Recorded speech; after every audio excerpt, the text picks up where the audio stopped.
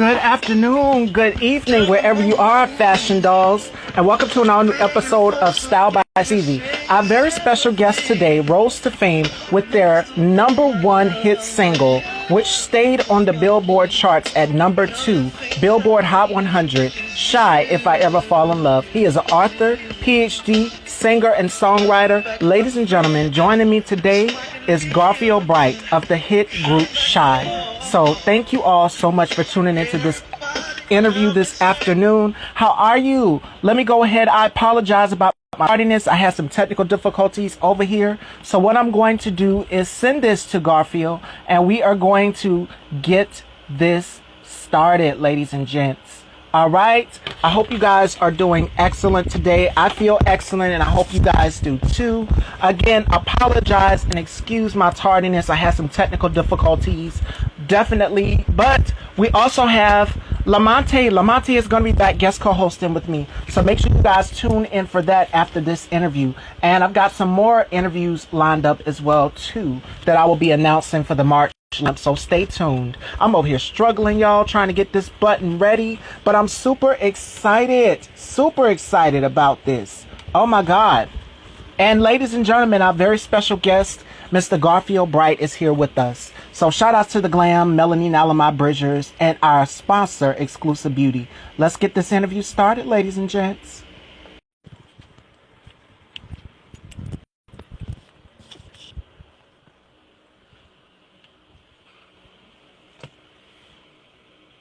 Good afternoon. Good afternoon. What's good? How you doing? Can you hear me good? Yes, I can hear you. Okay, because I'm not a tech dude, and I'm whack when it comes to social media. I ain't gonna even front. I ain't gonna even hold you. But how's it going over there? You got everything together? Yes, it is such an honor to be in your presence. Oh my goodness. That's I'm super nice. such a fan of your group, Shy. It was such a great era of music. You had Boys to Men out at this time. Jodeci was out, and then you guys came on the scene as well too. Yeah. Now, is it true that you guys met at Howard University? Yeah, we were definitely Howardites. One of the guys, Darnell, was actually my freshman roommate at 17 years old. Like, we came in together. Darnell, the guy who hit the high note, and him and the other two guys, they were alphas. So that's how they came together. You know, they were already alphas, and I just fell in because I was the roommate back in the day. That was my best friend. So, you know, that's how they went down. Okay. But we definitely came out of Howard, DC, WPGC radio station, for sure. Yes, historically black colleges and university, and you guys know February is Black History Month, so perfect timing. Perfect timing. Okay. So you guys rose to fame with your #1 hit single, which I love, If I Ever Fall in Love. This was your first hit single, and it peaked #2 on the Billboard Hot 100. How dope was that? And what was the reaction when you guys heard the song the first time? Oh, it was crazy. It was how dope it was. As the initial question, it was way dope. And it's something that, you know, because we were college kids, you know, barely eating. And that let us get some good food. But the first time I heard it on the radio was just almost like, it was surreal. Like, actually, we were in negotiation with MCA to get an album deal, and they had given us like a demo deal based on the acapella. But they didn't know for sure if the acapella was going to work in between songs that had music to them. So they wanted to make sure before they gave us a record deal that we could produce a song with a track under it. So we were coming out of the studio kind of like mixing the track version to send to them when like 2 o'clock in the morning, when we got in the car on our way home. Now, mind you, we had heard that song, the music song, like 50,000 times in a row in the studio that night. We get in the car, crank it up, half sleep, and it was on the radio. Like, and for a half second, we didn't even react because we've been hearing it so much. It was like, wait a minute, that's the radio. And it was just crazy. It was a blur. It was just like unbelievable. Couldn't even like, and we kind of felt in our heart of hearts that at that point we hadn't even got a record deal, but here our song is getting played on the radio. We knew something good was coming from that, you know. Okay. Okay. And the next two releases from your album, your platinum selling album, Comforter and Baby I'm Yours, each peaked number 10. So you guys have all these hit singles out here. And then you have your second album, Right Back at You, which is like a remix album. Yeah. And then you guys did the song that I love that I was playing in the stories and before we started this interview, which is The Place Where You Oh, Belong, that's my song which was right off of a there. soundtrack. Yeah. That's like And it came off. Beverly Hills Cop 3 Go soundtrack. ahead, I'm That's like sorry. one of my favorite ones to perform. That's something that I actually enjoyed singing right there on stage. We always do that one first because it got a little tempo to it. And we come out, darn near misery, and that's the joint right there. I'm glad you like that one. That's one of my joints. Yes. And this came from your album Blackface. Yeah, This came from your Blackface. album Blackface. And I wish that album would have went to the top like y'all's first album because y'all got some hits on the second album as well too. Each album has hits. It was one of the albums that grew on people later, and our label kind of sabotaged it. To be honest, they put the album in stores, didn't let people know it was in stores, and we didn't release a single first. We usually you release a single for a month or so, and then get the appetite wet, and people were ready for the album to drop. And then when they put the album in the stores, but the album that sat in the stores and no single was out yet for like almost 2 months. So by the time we came out with the first single, "Come With Me," the store owners were sending the album back to the label. You know what I mean? And so they had to reorder the album after the single came out, and it went gold from that. But it could have went platinum immediately if they had done it the right way. But I think they kind of didn't like the idea that we, entitled the album Blackface, and there was a lot of things to that. We were trying to be a little radical, a little Howard students, naming it with a little political tinge to it. And so that kind of and then we went on Arsenio Hall show and gave Arsenio props for having Minister Farrakhan on. So our label kind of wasn't feeling that a little bit. So there was a lot of little factors that kept Blackface from doing what it's supposed to do. But, we still did our thing. And this was you guys' final top 40 hit single, The Place Where You Belong. And this was on the Beverly Hills Cops 3 soundtrack with Eddie Murphy. So you had seen the clips of Eddie Murphy in the video. And I just love the whole video, the whole setup. Like it was definitely a vibe. Yeah, Matthew Ralston did the video. He was the guy when In Vogue was coming out. He did all of their videos, because he was a high fashion photographer type dude before he became a video director. And he took that eye and put it in these real high quality, In Vogue's first videos were real. They made them look real pretty. Yeah. They were real pretty, but the nice effects and all that. Frank Gatson was like the choreographer dude with him, and he made sure the look was good. And so we used him for that one. That was that was our most expensive video coming from MCA. They never really paid for a video, but because the movie was paying half on that single, then they put up half, and we got to have a nice video for a change out of it. Because all of our other videos were crazy. The songs were nice, but we didn't have real videos except for that one. So, that was but y'all had the hits though, definitely. I said you guys have the hit singles though. The videos don't have to match up, but y'all had the hit singles, and that's one of my favorites. And if I ever fall in love, I would have still been a baby when that single came out. Well, look, because I'm 27. People tease me all the time, and I agree with them. They're like, "So, what did that video mean compared to this?" I was like, it had no relevance to the song, but we got a little Nikki Pattenberg who ended up becoming a Janet dancer later on, so she did her thing. But she was mopping the floor in the locker room. I mean, it was just, we were on a beach. It was beautiful scenery, but it really had it didn't tell the story of the song at all. It was, it was just pretty, but it was nice. Ian Fletcher did the video, and he also did Comforter, and Comforter was the same way. He was just another one of my favorites. Kind of there, but but we were young college kids, and we were just happy to be in the industry doing a video. We didn't. But then when we saw all Missy Elliott's videos and all the stuff she was doing, it was like, dang, we couldn't get nothing like that. Mm-hmm. So you guys have all these hit singles. You guys have all of the success. What happened? Because you guys sort of fell off after that. Yeah, for sure, we did. Well, like I said, it was like a lot of. Well, one part of it was the group member Carl, who actually wrote the lyrics to "If I Ever Fall in Love." Excellent writer. He kind of, at a very early part of the whole situation, kind of wanted to do his own thing. So there was like unbeknownst to a lot of people, we had like internal struggles around that. Just like the Five Heartbeats, which was one of our favorite movies we watched.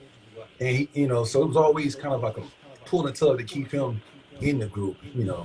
And so at a certain when we had success on the first album, and because he did write If I Ever Fall in Love, and he had the writer's credit for it, he was more than ready at that point to go on and do his own thing.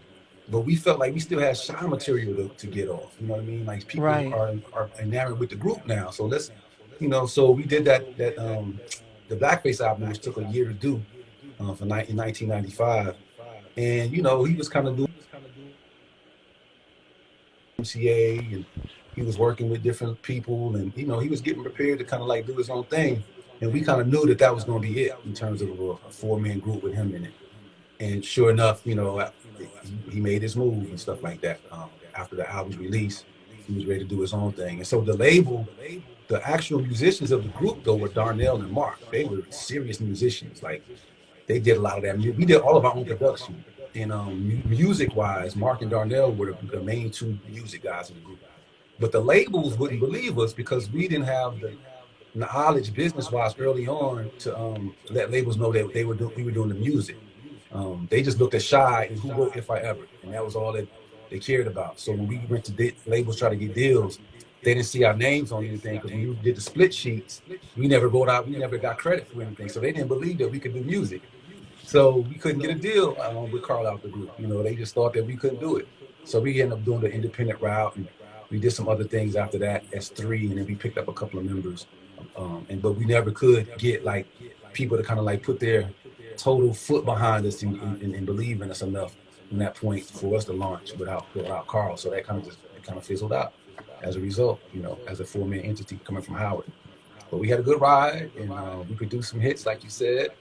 And, we left our imprint on the industry in a way that nobody can take that from us. So I'm cool with that. I went on to do bigger and better things, and we still do that. Like, we got two new members who are from the old school who we do shows with. So we never stopped touring. So we were able to like eat off of our money, tour money. And since we did the all our writing, we still get royalties. So that's pretty cool. You know what I mean? But yeah, that's how that went down, man. I wish we could have had a bigger body of material because we did stop too soon. Like, we could have at least done at least two more albums to get that. That'd have been a cool ride. But yeah, we were premature. We got cut short. But bees that way sometimes, Steve. Yes. And speaking of the industry, I'm glad you made that point because one of the greatest singers of all time, the greats, Prince, even said something about, owning your writing credits and owning your masters and so many things. What advice would you give to up and coming boy bands that are looking to get into the music industry? What pointers would you give them? Well, now that you guys are I hope that they can break ground because the group kind of dynamic kind of just went away. The whole group scene, like, people are like more, solo type artists. Yeah. With any artist, even if it's not a boy band or a thing like that, any artist coming out, you have total freedom to own your masters now. There's no reason to sign with a label like how we did. You don't have to go that route unless you're really just trying to, for a quick hit, get more of a brand recognition. But I wouldn't sign a deal for more than one album if you do it that way because they're gonna rape you. So if you just need to get your brand kind of big, sign a deal for that reason only, because that's the only thing the label can kind of do for you. They can get you in certain doors still. But in terms of owning your own product, you need to do that. And it all comes down to the music. Make sure your music is dope, and make sure you're doing it for the right reasons because you love it, not really like to make money like first. Like, you need to eat off what you do as an artist, but make sure you're good at what you do, and we're gonna put something meaningful out there for people to chew on for a long time. And then I found some new technology that people should be interested in. It's called NFT, non-fungible tokens, and it's these things called meta worlds. And if they can, there's so many ways you can flip your music in that, and you own what you do in perpetuity when you deal with NFTs.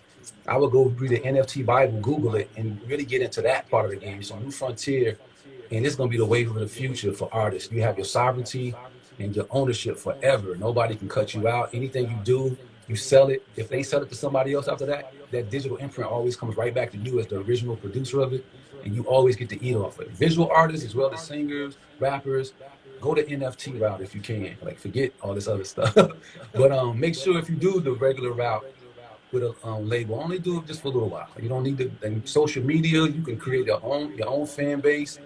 And I'd rather have 20,000 loyal fans who will buy something I put out for $10 than a million, fans where I'm getting 5 cents a record. You know what I mean? So, you can brand yourself, and the youngins now know how to brand the heck out of themselves. So they don't need Yeah. any advice on that one right there.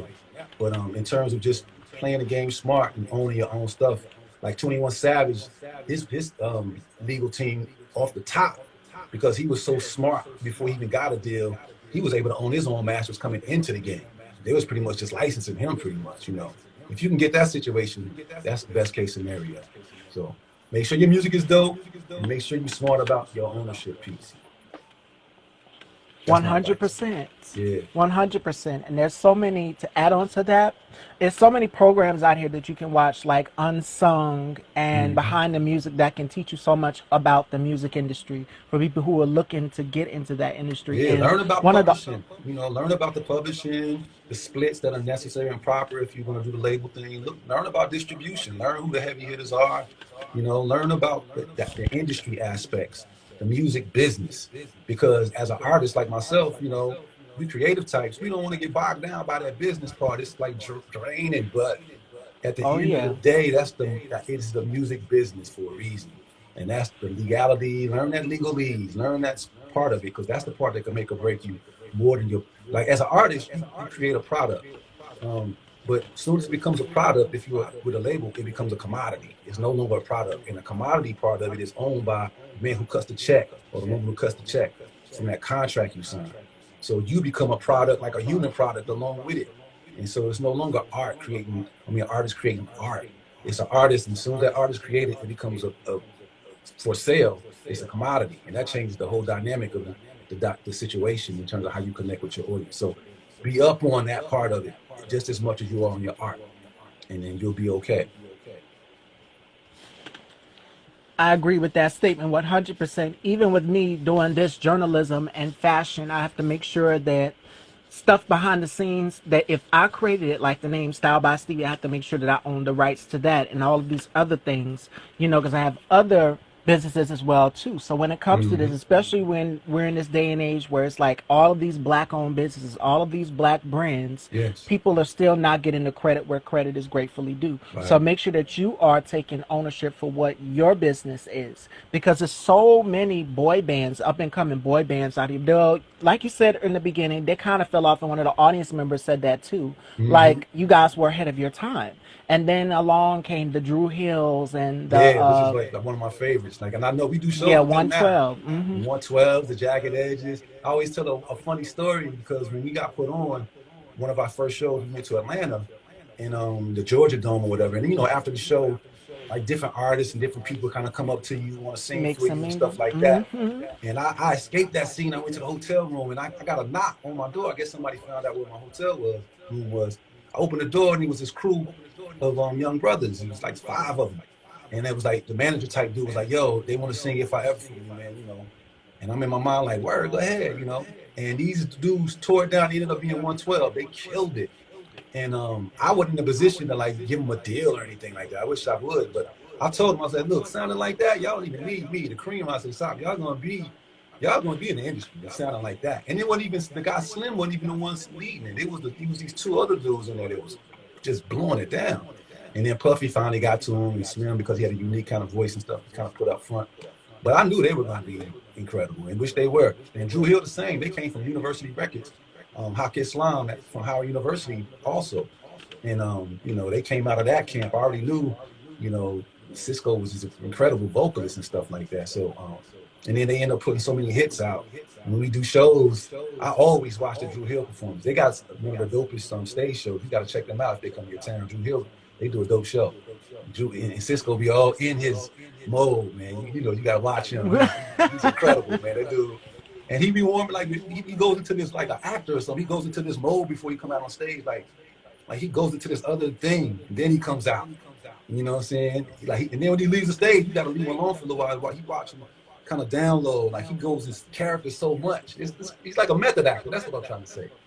The dude it's a trip to watch. It's enjoyable to watch that. You know. And it's funny you mentioned that because someone else said that. The great Whitney Houston said that performing is an act. You are definitely acting as well too, and Oh, for that's what a lot sure. of people don't realize. You know, when Entertainment. you're going on stage, everything that you're feeling, you're channeling that into your emotion, Yep. and the audience loves it. Well, before this pandemic hit, my next question is for you. Before this pandemic even hit, like, what was you guys' response to this whole thing? Because I know everybody wants to see the concerts and you guys want to be able to associate with your fans and be Right. able to greet them, just the energy in the room on stage, the preference, everything.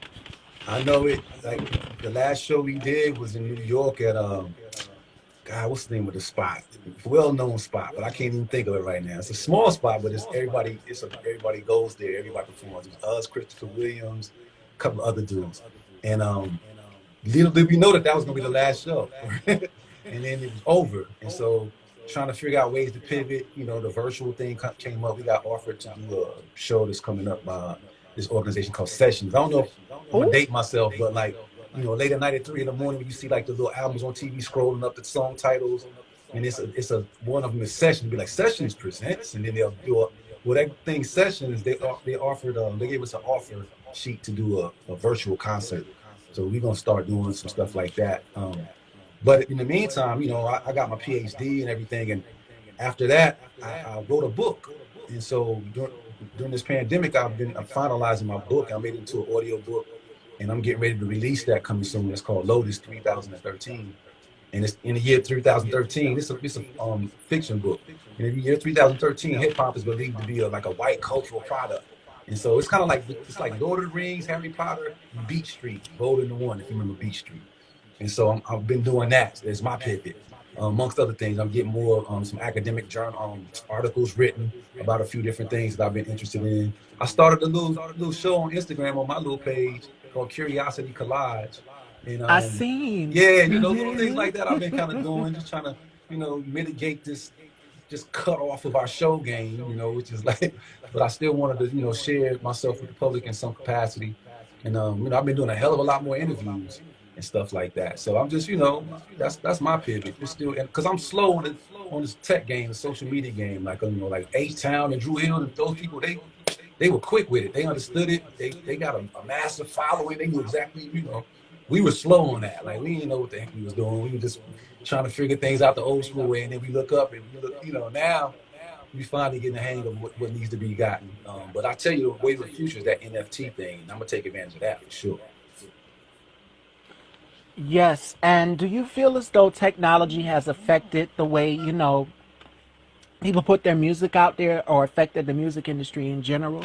Heck yeah, the streaming, the sync, and hey, be careful, young artists, with this sync thing, with the streaming thing, because they're Seen that. buying up everybody's publishing for a reason. Mm-hmm. Like everybody's selling their publishing, which is, I mean, it's cool. You get big dollars, but what they're gonna be able to make on with that they just sold it, gave you money for, they're gonna make 40 and 50 times that, because they're gonna get legislation passed in Congress to then be able to charge a lot more for that content in different ways. Like all of these iTunes and all these platforms, they're gonna change. They're not gonna be like how they are now. There's gonna be different ways to engage that, and it's gonna be more gatekeeper based. And the people who own all of your publishing, they're gonna be able to flip that in ways that we can't even imagine right now. So if you can own your masters and hold on to it, hold on to that as long as you can, instead of getting a quick dollar, because it's going to be way valuable in the future to be able to have original content that you actually own the masters to.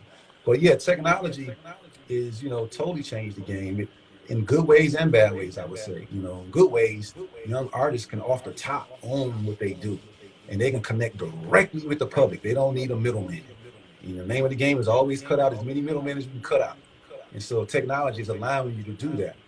It's allowing the person who normally might not even be able to get a record deal to get out there and see if he can find a court ordinance, or he or she, and those things. But it's also doing other things, like it's easier to make a record in terms of like vocals now, because you can just auto tune some stuff. Yes. Those kinds of parts of it are parts of it that might be forsaking the integrity a little bit. But then there's also ways to flip it to make it sound dope. Like when T-Pain first came out with that auto tune stuff, he could actually sing his butt off. He was just doing that to kind of like create a little cool little, he had no idea that people were going to like take that and run with it. But him doing it when it was just one person kind of doing it was a fly little feature. You know, it was like a cool little thing. So technology, if you can come up with the next thing like that, that's cool. You know, but as long as it comes back down to the raw, real, I'm happy. You know, but future is gonna be what it is. You know what I mean? It ain't there to satisfy me or the old heads. You know what I mean? People got to express how they express, but just make sure it's dope. However you do it, you know what I mean? But yeah, technology plays a big role in how music is made, how it's perceived, and how it's able to be connected. You know, the artist being able to connect with the fans. You know, that's a big thing. Like we used to have to pay a lot of money for video directors to even get a visual representation of ourselves out there. Now people on their iPhones can just talk about what they're doing in the course of a day, and the fans can actually see you in your regular day moving around, how you move, how you talk, how you, without even being a video, like a music video. They can just see your regular go of it and get attached to you through that. And then when music comes, of course they're gonna check out, you know, that's a great thing. You know, we didn't have that at our disposal back in the day. I wish we did. We used to have sky pages and stuff, you know. I remember. And the beepers and everything. Yeah, Yep. you know what I'm saying? But so yeah, those are pros and cons. But overall, I think it's a good thing, technology, you know, in terms of what you can do with it. As long as you're smart, how you flipping it, you know, creative. Exactly. And you've mentioned auto-tune. You guys did a cappella. Yeah, Like yeah, for for If sure. I Ever Fall in Love, you guys did the a cappella for that, and then you did the version that has the track along with it too, Right. like the music. And it played on Martin. Not only that, but it played on Yeah, Martin. Marty. So yes. That was fun. What? Go ahead. I'm sorry. I used to go to the Martin set because I looked up and got like because were with MCA, we did this. They wanted to use "Baby I'm Yours" in one of the episodes of another show called Sequest, and they invited us to come to the set. And I was at the set, and they approached me about acting in this one episode. And because I, you know, did that, after I would finish, I would go check out Martin. You know, I would go to the Martin set, and I was able to get in. They knew me and stuff, and I got to watch live a lot of those episodes sitting in there. You know, I forgot my man, that the comedian that used to warm up the crowd, but he was hilarious. I can't believe I can't remember his name. But that was just a dope experience to be able to go just to Martin live like that every other day, just sitting there watching Martin, you know, in the studio watching him record that live in one take. You know, that was incredible. So I love Martin. That's one of my favorite shows and one of my favorite guys. Like, but he was tripped out to see him doing that song. Yes, this was the a cappella version that was playing because it was like he was in a club and it was Yeah. the other young lady from Saved by the Bell. Shout outs to Lock Voorhees. Yep. And he was singing to her. I'm just like, oh Lord, he done messed up the song. They singing and you guys did this a cappella. So a lot of artists nowadays, it no shade to auto tune. I love auto tune, but it's nothing like the music back in the days. Like the dynamic has completely, totally changed. And I know for boy bands, you know, it's completely different from girl groups because girl groups are saying about things that we as women go through, but you Right. guys are catering to us. And that's Right. what we need. So my next question for you is, since we're in a day and age where, you know, it's the year of the black woman, you know, what do you think about some of the music that is out from some of these artists, solo or boy band, with, you know, Well, how they respond to certain things for us it's as some women? artists though. People a lot of people have complaints, you know. But there are some cats out there that I like Jeremiah. Even though he put our song in his song, you know. But that song "There's No We Without You and I." That "There's No We Without You." That song, he killed that on Yeah, songs like and Miguel. You know what I'm saying? Like ever since he dropped, you know. Could be the cigarette, could be a smoke, or that what is as long as the sun don't sure thing. shine, Yeah. or even that Lotus Flower Bomb. That's crazy. Like he's been some dope joints, like certain dudes, you know, I check for, you know what I mean, and the young, um, it's another. I like my man Lloyd. Lloyd is dope to me. I don't know when he Oh gonna drop yeah. another joint, but I like Lloyd. You know what I mean? And you know, it's a few. I like Solange. Like Solange is dope. I mean, it's a female situation, but she's dope to me. Like, and you know, there's people out there that I check for. I've been waiting on them to come out with something. You know what I mean? And of course, my old favorites. Like I'm wondering where Music Soul Child at. I'm waiting for him to drop. Like, where you at, music? That's like, I Ooh. counted on you to make music. Like that's one of my favorite artists. And so you know, but a lot of the new school dudes are dope to me. You know, it's just some of the songs. Like I like the girl, the little young Asian uh, uh, uh, what's her name? The little bitty tiny, she can sing her butt off. We having a real moody. Um, Janae Aiko? yeah, Janae Cole, she's crazy Yes. with it. Like, if I Love had it her. my way, I would have Sade and her do a duet together, a song together. Like, she reminds me of the new age Mm. Sade, like 2.0, like that real moody singing. I think Sade would be on one of her songs, killing it, like with her. Like, that would be so dope. But so it's stuff out there that I still dig. You know what I mean? And and then of course all the power singers that are out there are dope. I just there's just a lot of stuff gets quick and flash in the pans. They have a quick hit and it's over with. And a lot of the dudes, it's a merging of like cats coming so hardcore up in the hip hop joint that when they doing R&B, you kind of Yes. it's not a definite R&B and a definite, it's there's no demarcation. It's kind of a blend, so you don't really know. Like when you got Lil Wayne with the #1 song in the work in the country, that's an R&B song that How to Love, and that was a dope song. But it was Lil Wayne had the dopest melody song, And now your boy from Canada, Drake, his style is like more singy now and stuff like that. So Yeah. he's become a singer. You know what I mean? So it's kind of like. You know what I mean? It's like, you can't knock that because you can carry a tune. You feel like you get a wider audience from the kind of stuff you're doing and people digging it and loving it and you selling millions. I can't hate on that. But in terms of just the music from a technical point of view, I wish it was more cats like Jeremiah that can blow. Like one of my favorite singers is your Yes. boy, little dude. I think he from Canada too. What's his name? He did the Super Bowl a couple years ago. Big voice, 24 karat. Bruno Mars. Bruno Yep. Mars, man. That dude, vocally, I put him up against anybody, man. That dude is bananas. You know what I'm saying? And his albums be dope. And if people don't know that T-Pain co-wrote a whole bunch of that stuff on there. With that 90s feel, T-Pain was in there co-writing a lot of that stuff. So it's still good music out there, On the radio, I guess the program directors want to just do the cookie cutter stuff. But some of those artists that I named, you know what I'm saying, like Solange and those other ones, when they come out, like Jasmine Sullivan, and Oh I'm wondering yeah. where she I is. That's love Jasmine. Lions, Tigers, and Bears when that came out. I was like, yo, what in the world? So it's some stuff out there. You just gotta sift through it, and it's not the main. It's mainstream, but it's not the most popular. Compared to some of the other stuff that's out. But that stuff has a place too. The only problem is it's just not enough balance. That's what it is. All the music is cool. It's just, it needs to be more balanced, I think. And that then, music could be like, Right. people can kind of go back and forth. But when it's all really saturated in one direction, that's when it's a problem. Yes, cause someone in the audience, shout outs to Island Yankee.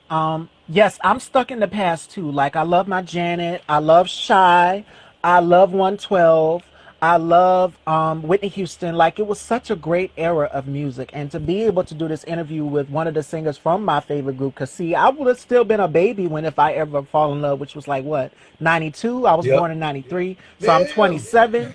But Video Soul, I remember BET used to have the shows, which I wish they would bring back. Video Soul used to air the music videos, and I Yep. remember seeing the music video and hearing it.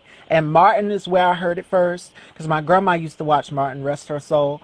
But someone in the audience made a very good point. Back in the day, you had to be able to sing. Now you just have to be able to look marketable or commercially inclusive. Yes, and and the industry has definitely shifted. The lyrical content in the music industry has definitely shifted a little. Whereas though Shy and 112 and Jodeci and all of these boy bands, when it came to, y'all know grown folks out there, y'all know what I'm talking about. When it came to certain things, you guys had a way of delivering it without it being too, direct. Mhm. Nowadays, just like, okay, take the bra off, we're gonna do this and we're gonna go to it's very in detail, whereas you guys had a way of catering to us women. I'm just like, wait, hold up, no, no, no, no, I don't want that. I want a man that's going to cater to me, and then whatever happens after that, it It happens. happens, right?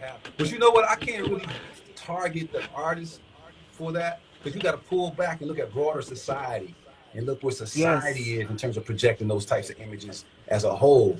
And the arts kind of reflect that. But a lot of people want to zoom in on the young hip hop joints and the young R&B black males, and we kind of get the bad end of the stick when it comes to certain things because we're so magnetic and we set trends.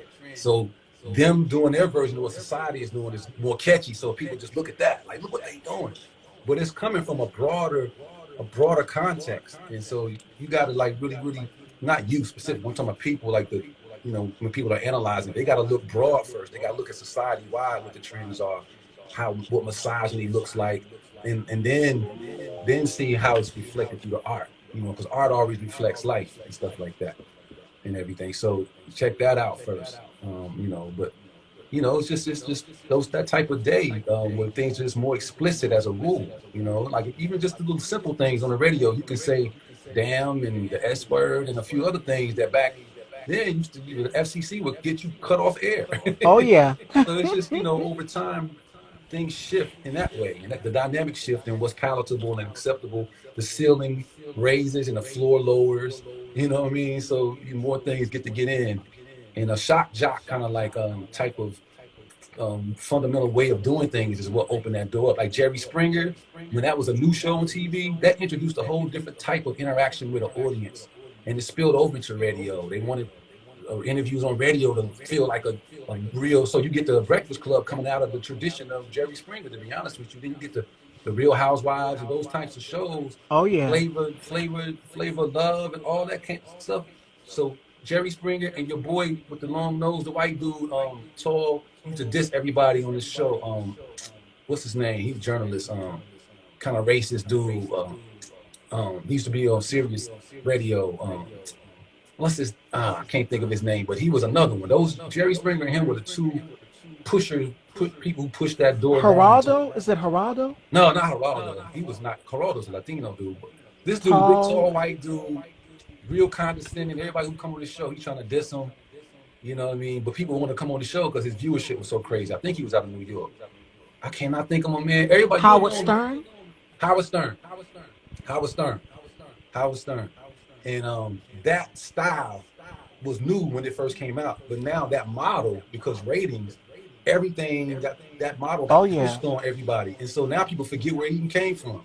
It's just expected.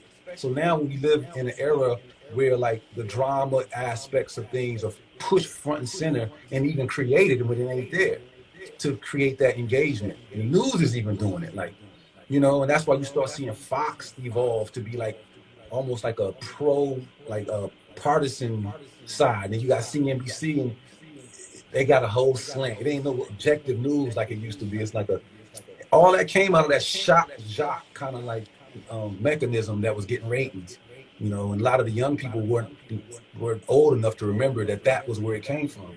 But ever since that happened, it bled over to the whole United States culture. And then by virtue of that, to have a hit song, a lot of that had to be in it. Now that you got social media and these beefs on YouTube generating views, then those artists, when they drop something, it's more about the stories behind them than it is the music they drop. You know what I mean? Because of the beefs and all that.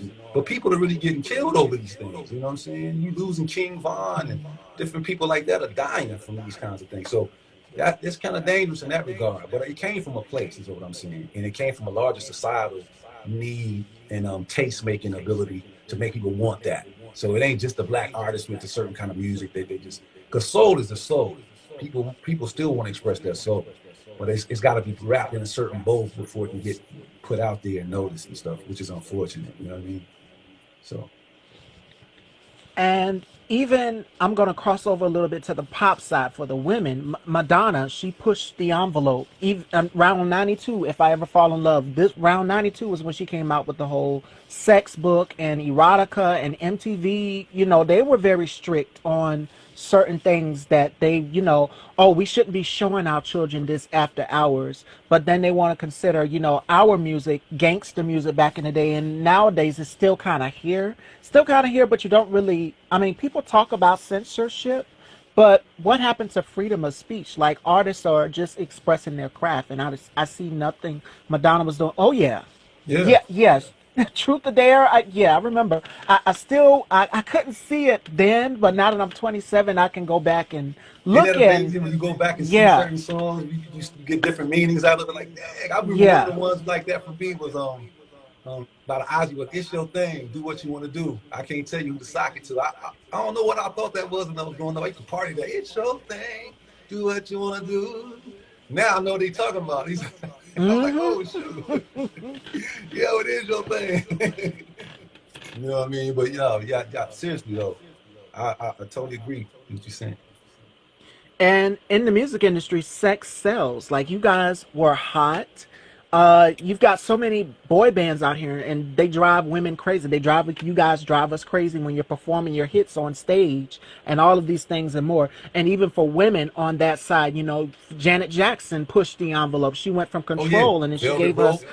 yeah, she gave us a completely different image. Like we was like, who is she? Like, this is definitely not the Janet that we're used to seeing. Penny from Good Times and Right. speaking on Control and Let's Wait a While, and then she took the risk with Yo, she went there, right?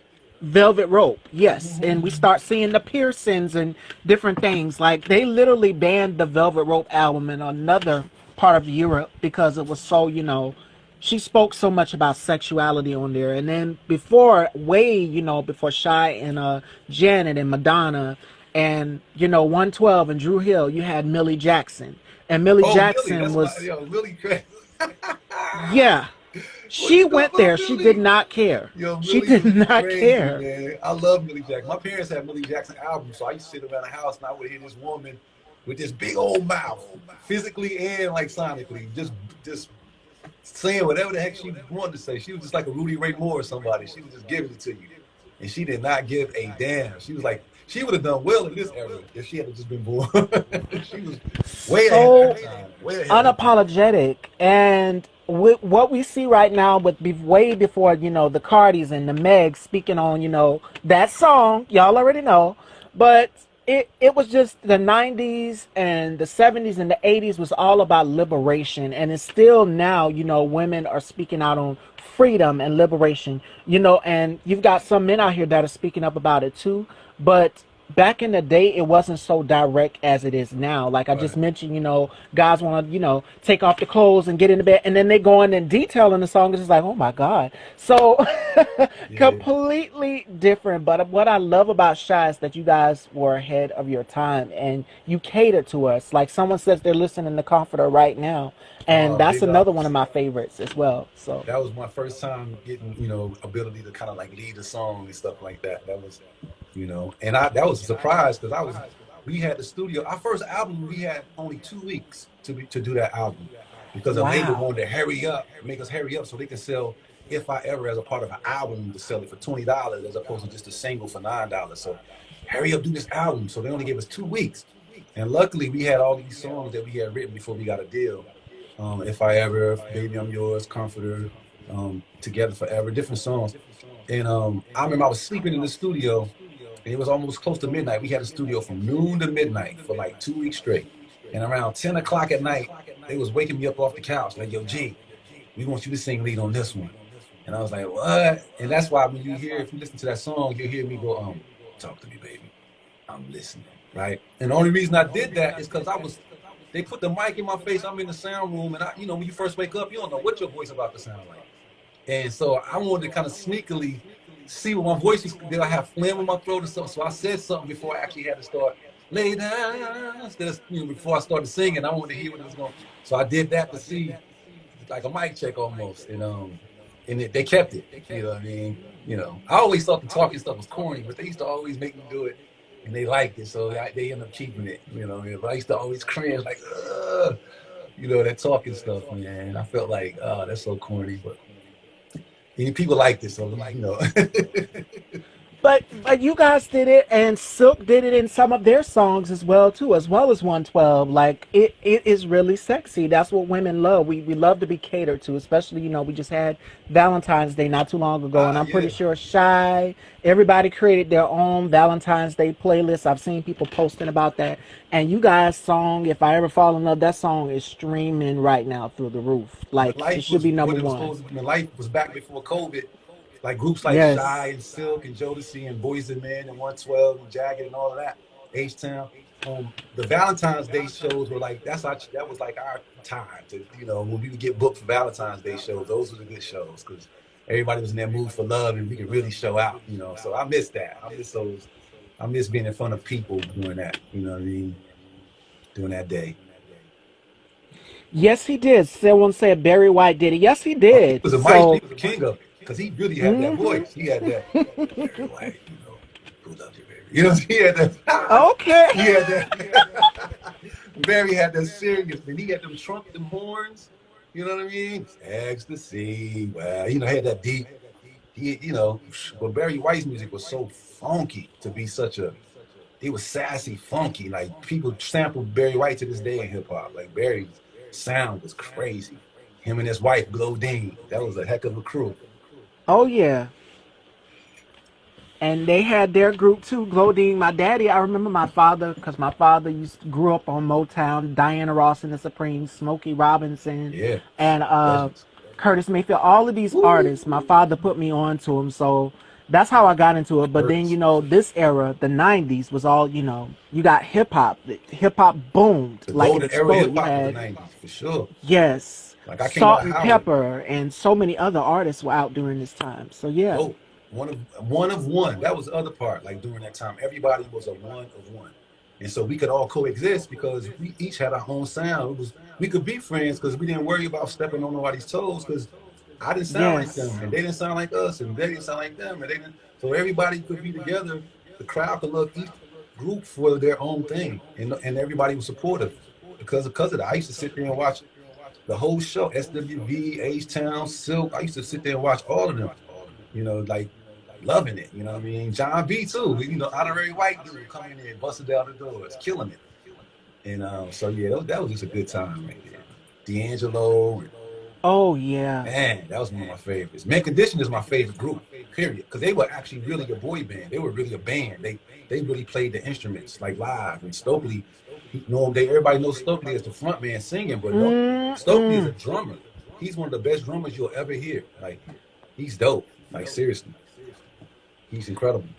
But yeah. And speaking of these artists that you just named, we're in an age of verses. And D'Angelo, not too long ago, you mentioned him earlier in the interview, announced that he's going to be doing a verses with some of his friends. We haven't yet figured out who this I person would is hate going to to be go doing against a D'Angelo, verses. boy. Woo! But you know who would be a good versus for D'Angelo? Bilal. Him and Bilal will have a good they'll have a good go Very at it. soulful. And that's Very. another one of my favorite. Because speaking of acting, like Bilal, he's a dope singer, but his style is like he goes into different characters for different songs. Like he really, if you see him with the Robert Glasper project, you'll see like he and he don't just sing. He's telling this story. His voice is an instrument, but he goes into this. It's unbelievable. That's a hell of an artist right there. But D'Angelo is too though. Woo! I, That was crazy. who would you guys do a versus with? If there's any Man, other boy band I don't that you know guys because could do a versus like with. our body of work, we didn't get the chance to do enough albums to really go back and forth with people.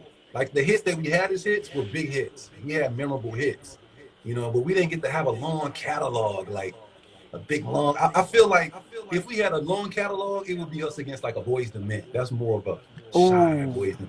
But they got way more songs than us, way more hits. Babyface did songs. We did our own material. So I don't know. That'll be a good one. I don't know. I don't know how they would look. I don't know. That's the fans would have to kind of like decide that one. I'm at a loss.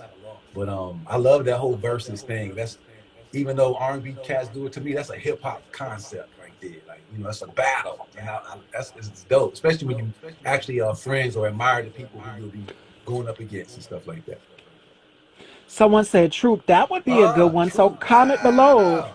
I love Comment True. below. Pasadena, big up to Pasadena. I lived in Pasadena, so I got to know John and Steve, and a couple of cats from True personally, and they just really good guys, real talented dudes. Steve is a hell of a writer to this day. People probably don't realize he's still penning work for people. So yeah, True was dope, man. Big ups to True. Yeah. What did I start? The audience is already putting it in the comments. Troop versus Versus Shy. Shy. They did it to SWV. They were trying to get SWV and Escape to do a versus. I see somebody So, got New Edition, but look, New Edition is all of our like godfathers. As oh kids, yeah. like when we were kids, New Edition was also kids, but they was in the industry. Before I even thought about some Shy, I was like 8 years old, and Candy, they had Candy Girl and Is This the End? I was going through high school, They were the beginning of like youth culture before hip hop came in, to be honest with you. Because up until that point, we was all listening to our parents' music, which was dope, like Luther and Maze and Frankie Beverly and all that, Tina Marie. But New Edition was the first kind of group of artists that came out as young kids, just like we were, that gave us something other to listen to other than our parents' music. So when we grew up and finally became a group, they were still there.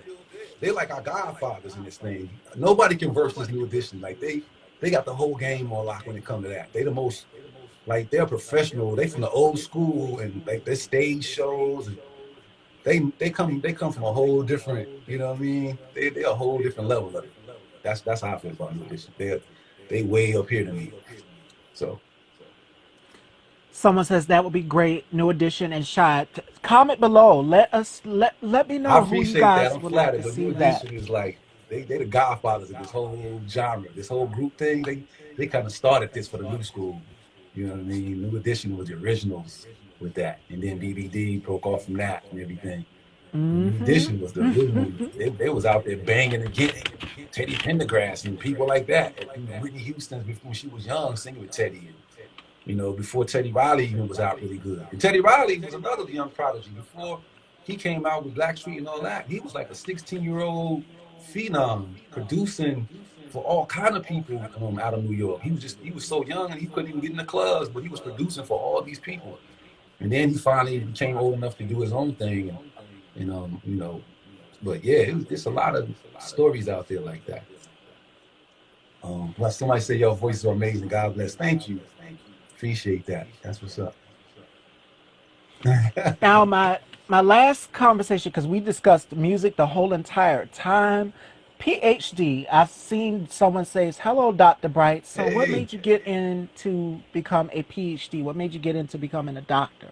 Well, I was always, you know, education was always my thing. Like I said, the group itself met at Howard University, so we were already there for a reason other than being, you know, a HU? singing group. That just happened to happen while we were there, but we were already on the track. And my parents come, you know, they're educators. Like when I was first and third grade, was on the campus of Alabama State University. So my whole life, I was around college students and college campuses. Like I was that kid when you go to a black college football game. I was the kid out there throwing the football on the sideline with the players, or at a basketball game at halftime, the little kid running around the court that ain't supposed to be out there. That was me. You know, I was always that. So I knew I was going to go to college. And so I ended up going to Howard. And from there, you know, I taught high school. Then I ended up getting my master's degree at Georgia State in African American Studies. And I kept going, you know, I kept matriculating, and I finally got my PhD in 2019, December, in educational policy studies. And that was me. A lot of people didn't know that about me. You know, they didn't know that was a part of my, you know, my thing. But I'm a scholar. I'm an academic dude. I'm real curious, and I love knowledge. And God gave me the gray matter to be able to execute, you know, and do the kind of research and make good grades. Like I graduated with a 4.03 GPA from my PhD program, and I got the outstanding dissertation award for my dissertation. My dissertation looked at how Black males navigated spaces where power is distributed inequitably. And I looked at the music industry, and I looked at classrooms, Black males in classrooms, how that power dynamic affects, you know, what they do, how they navigate that. And both of those are two sides of my own self. But you know, I've always been that dude, and I didn't do it so people can call me Dr. Bright and all that. I just tell people I'm G. They end up finding out, like, no, man, you worked hard for that. We don't call you Doctor, you know. But I just did it because I was curious about knowledge, not from any status thing. You know what I mean? But I'll accept it because I did work hard for it and all that kind of stuff. But I'm the same Garfield I've always been in my mind. You know what I mean? So, you know, that's what's up. I just love knowledge. Please save this. I love education. I love learning. You know, I love understanding things about this world that have been kept from us. And I use my critical thinking to kind of inform that curiosity, and that powers me through a lot of stuff. You know, I'm always scratching the surface. Like the best thing ever in life is the question, why? You know, well, why? You know what I mean? People don't usually ask that question. They just do. We got a lot of smart obeyers. And I want to change that narrative if I can. Someone says y'all repped college hard, and you should read it on your live. We rep college hard, and I should read it. Yeah, you should read it on your live. Oh, what, my dissertation or something? Is that what you're talking about? I should read what? Yeah, My dissertation or something?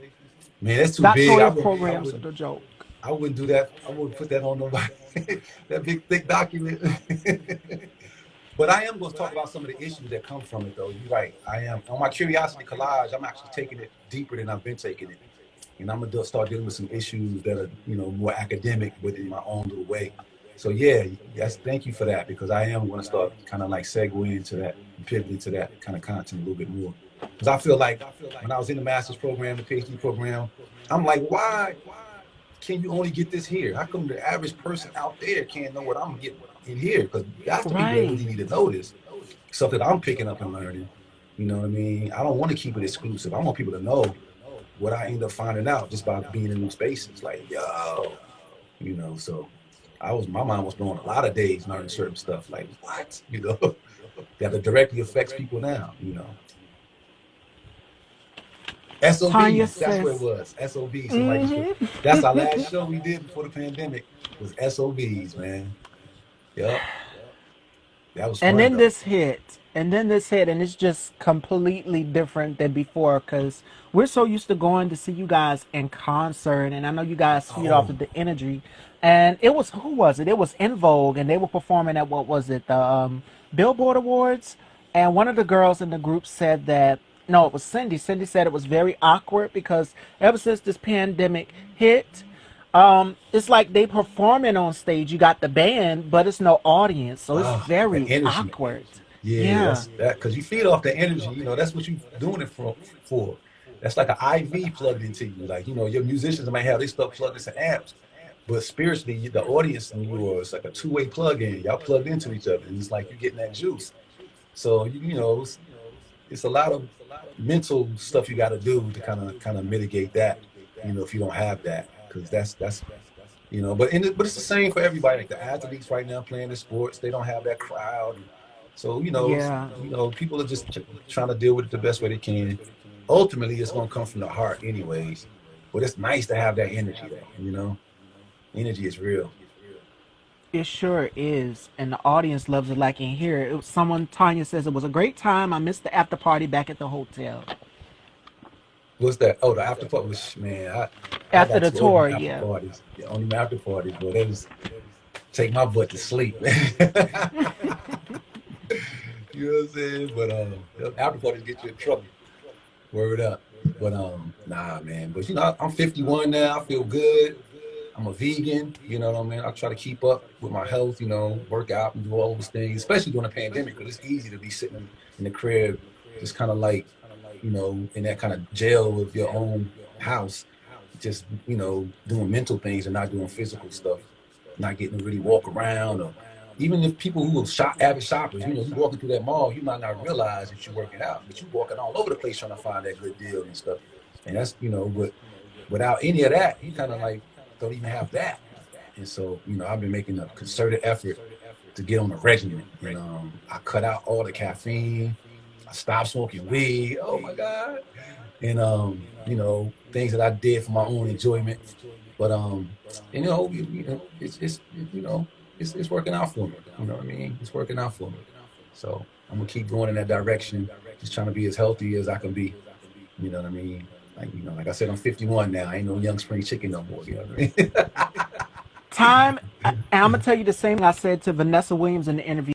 All of my artists that I've interviewed that were out during this great era of music, you guys still look the same. It's just like time stands still. You still look Thank the you. You too same. sweet. You too kind. I appreciate that though. I feel good. I don't know what I thought 50 was gonna be like, back in the day, but now that I'm here, I don't feel like what I used to think 50 was. I can definitely say that. I don't feel like what I thought it used to be. But I'm that though. It's really here. Like, dang, I'm half a century. What? Jesus Christ. But it's all about your spirit and how you see the world, how you see yourself. And I think that's it. I don't think 50 is the same way as it was when I was a little boy. I think times are just different in that way. So Yes, it absolutely is. Don't put that curse on me yet, y'all. I'm 27. My mom is 48.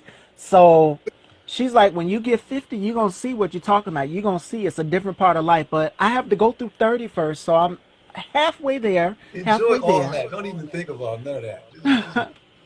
Just get past this pandemic craziness of life, and and just be you and live. You know what I mean? You ain't got to be worried about none of that. What it's gonna be like. The age thing. I think age in a lot of ways is a psychological number that we kind of like, because people have these things that they want to accomplish by a certain age, and they hold themselves to that, and then they Oh get all yeah. depressed. Don't even Mm-hmm. do that. Like life pivots you where God got a plan, and you got you just aid and abet what He could possibly have in plan for you. So just try to keep yourself healthy and do those kinds of things that you can control, and the rest of it, you don't know what the heck is going to be the case in 5 years. You just have no idea. You know what I mean? Just don't know. And I'm enjoying it to the fullest. I honestly am. And my last question for you is, what is some of the best advice that someone has given you? Oh, my man, James Ingram, rest in peace. Before he Oh, passed away, we had a show in Jamaica with him, and it was like a shady kind of promoter situation, right? And so they gave us the front half of our money before we came, and then when we got there, we was in a nice hotel and all that, but they didn't give us our back half, and we was like pissed, right? And we went to James thinking everybody was in the same boat as us, and James was like, "Shit, I had my money 2 months ago," and he was like, "Look, man, when you sign that contract, get 100% of your money up front. Like you signed the contract, so you're already liable. There's no reason why they can't give you all of yours up front, and then you show up for that day. Don't ever be right. in those situations." He said, "I got my money." I was like, "Damn, that's the OG right there, man." You know what I'm saying? So that piece of wisdom was a very smart thing for him to let us in on this. And I just went further than that. It was like knowing your worth, period. That's just what I took from that. We had that specific, that thing he told me, but I expanded that and was like, look, in any situation, you should always be extremely vigilant about what your worth is going into it, period, to know what you can ask for. Because we were just kind of naive that we could even ask for that like that. So just don't always know what your worth is what I'm saying. You know, period. Absolutely 100%. And my what someone told me, which is one of my favorite quotes from Maya Angelou, I quote it all the time, is we encounter many defeats when we must never be defeated. Keep going. It's crazy times that we're in right now, but what Garfield just said in the beginning of the interview is you got to find things to keep your mind content. Like during this pandemic, I've been doing a lot of reading and research and making sure that I'm on top of everything, because even the great Dionne Warwick said it in an interview. She said, if you could do anything other than become a singer, she said, I would become a teacher. And Yep. knowledge, she said, knowledge, this can go out, Everybody's a but teacher. this can always be here. These are the big payback, and I've been reading a lot of racial formation. So these are two different pivots. Oh, But I gotta keep that sharp up there and stuff like that. So, you she know, said that. got to, because it can deteriorate. You know what I mean? Yes, Calcify. this That third can, eye. Stay spiritual. Be connected. yes, this can go, but this will always be here. That's right. If Always. you sharpen it, if you keep it sharp, for sure. Hmm. For sure. That's what it's done. All right, ladies and gentlemen, we're going to conclude it here with this sensational interview with one of my favorite singers. And yes, I used to have pictures of Shy on the wall along with Vanessa. I love Vanessa Williams too. She was definitely an icon of my day, for She sure. was beautiful. Yep, Yes. still is. So big ups to Vanessa. Oh, I am not your Negro. James Baldwin. Somebody put up there. Yeah, for Oh, I sure. love James Baldwin. James Baldwin Yes. was his mind was incredible. For real, And for real. Toni Morrison. Toni Oh Morrison yeah, is Toni one of my Morrison. faves. Yeah. The bluest eye, just a few of the things that she had out. Richard Wright. You know, the list goes on and on and on and on and on. Pick up a book somewhere. You can get some good stuff out of it. Yes. So the key thing in this interview is knowledge. Knowledge is power. Educate yourself and take from this, and let everyone know where they can follow you and check you out. Because I will definitely be coming in to Oh, check out your Sonya platform as Rain. What up, well. Sonya? One of my high school buddies just hit me up. I see you up there. Dang, that's crazy. Rockton High School. Word up. I was saying, let everyone know where they can check out your platform, where they can follow you. Okay. Well, on Instagram, it's the Garfield Bright Experience. The group Shy, our platform is on Instagram and Facebook under Shy Roglyphics. So it's SHAI, like Shy, and then Roglyphics, ROGLYPHICS, you know. And so that's our Shy page. But yeah, check out Curiosity Collage. It's every Monday at 8 o'clock Central, and on my IG page on Garfield by Experience. And I got something dropping tonight. Actually, it's gonna be a good one tonight too. I will be there. I definitely will. I definitely will. Word up. Well, everybody out there, you know, thanks for tuning in to us. And me and Miss Stevie up here shooting it. And my high school friends and college friends who tuned in, I love y'all. You know, all the people that follow me on IG who came over here and checked it out. And all Miss Stevie's fans who check it out all the time anyways. Dope. Like Cherokee was an artist. We used to do a couple of shows with Cherokee. So I was loving that interview. And Shanice, Flex, I don't know if they still together, but Flex used to play ball all the time. That, you know, funny dude, but he could jump out the gym. So just a lot of love over there too. And she's from Pasadena too and stuff. So all that's just I know those people. So it was like, oh man, I gotta be on the platform. I know those cats, you know what I'm saying? So that was what that was right there, man. You had a good interview with them. So I was like, okay, I see. And so thanks for having me on and all that good stuff. I wish you continued success. And the world is yours. Keep going for it. Thank you so much for that. And it's such an honor to speak with you.